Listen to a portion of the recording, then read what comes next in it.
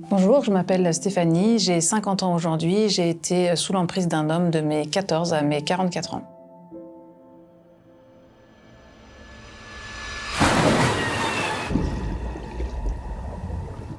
Il disait qu'il m'aimait, comme personne ne m'avait jamais aimé,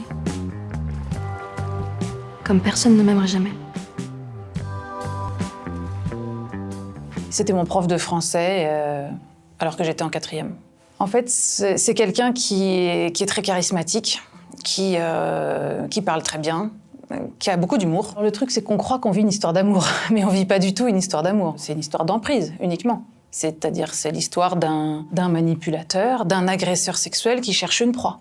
Voilà, donc j'étais une proie favorable puisque j'avais un contexte familial pas très favorable lui-même. Enfin, la rencontre, elle existe parce que lui est comme il est et parce que je suis comme je suis. Pour arriver à ses fins, il a usé de ma faiblesse, ni plus ni moins, et de son charme. L'emprise n'a jamais arrêté parce qu'en fait, il faut savoir que un contact par an, ça suffit à garder l'emprise en fait sur quelqu'un. Il était très jaloux d'absolument tout le monde.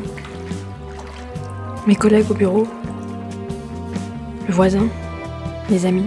Le premier danger quand une femme est sous emprise, c'est l'isolement. Et c'est aussi ce qui doit d'abord alerter les proches. C'est-à-dire que tout doucement, elle va se couper de ses amis, de son entourage, parfois aussi de son travail. On peut constater des absences, des investissements professionnels.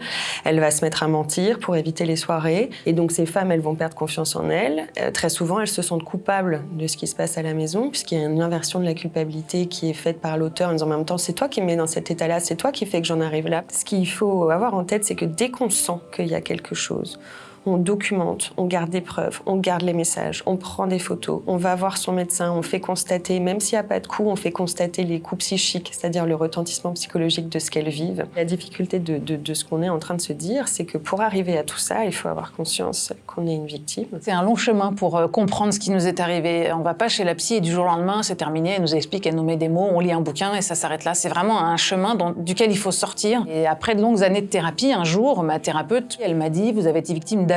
J'ai refait tout le film de ma vie avec non pas moi en coupable, mais lui en coupable et moi en victime.